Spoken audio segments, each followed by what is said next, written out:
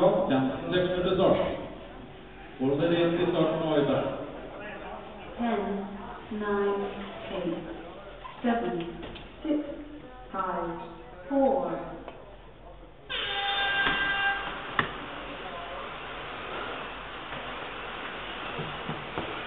Veldig bra plass fra Jesper Olsjøl, det er bra. 5 minutter racing, jeg vet ikke mye, men det er jo vært for å vinne på en sen måte. Øyvind Gustav gjør det på en bra start, og slutter på treerplassen der. Det er bra, Øyvind. Kjell Gunnar, han har treerplassen i banen, han ligger mye på helt litt på. Oi, Adrian gjør en feil. Oi. Han har ikke morosamt han nå.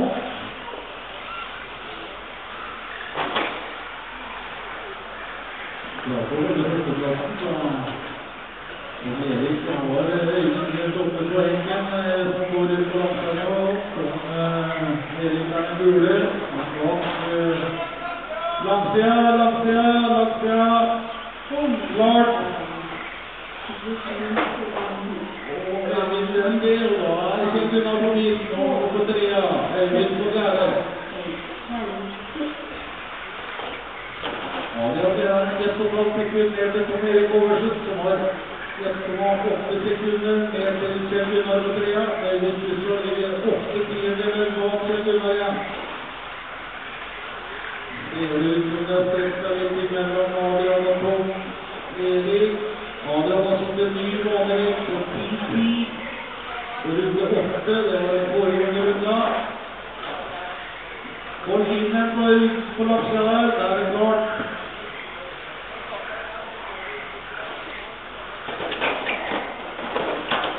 Der satt man en ny banerekord, 10.04 på Adrian Mersen. Han nærmer seg 10-tallet i Moldvard og Gubbjul. Dette fram nå, Den også fram den tregule bilen som er på Erik Oversen. Det er veldig tett inn i midten der, så Erik Bakkeby den ene. Da er det Christer som står på tur neste der, det er bra. Erik Bakkeby, han har bare 2,8 sekunder bak Adrian. Det er en feil, så er han med en gang. Han er klar på langsida. Mathias og Christer, eller Speiber og Blå.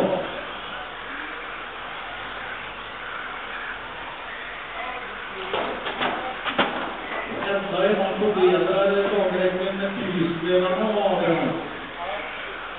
10.04,5 gjelder nå.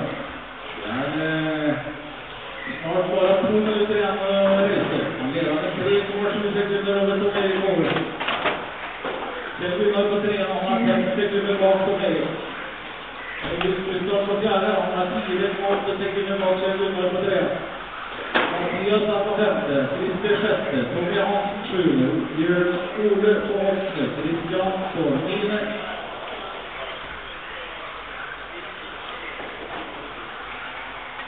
Da var det nede i duellig, det gikk bra.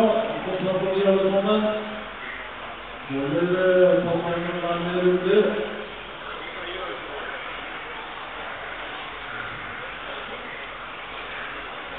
Adrian og Tom Erik er inne på 20 runder, 20 runder alle sammen. Så alle sammen over hverandre. Så nå er det runde foran neste her ute. Adrian har sånt en ny banerekke, 10.003. Det er 3000 eller ifra å komme på 9-tallet. Det er 1 minutt igjen å kjøre. 4, 5, 6, 7, 8, 9, 10.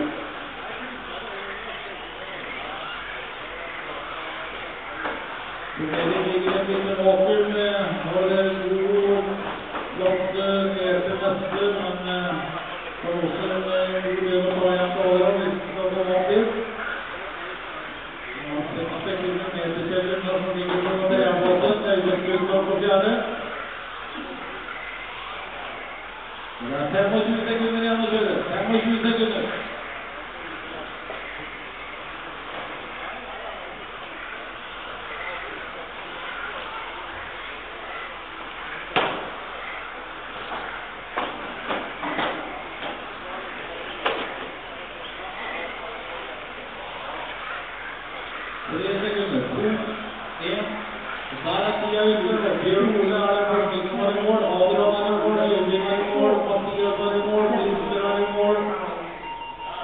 Erik har vært Kristian Olsen, men han har jo i passert 3-28, da er det ikke over.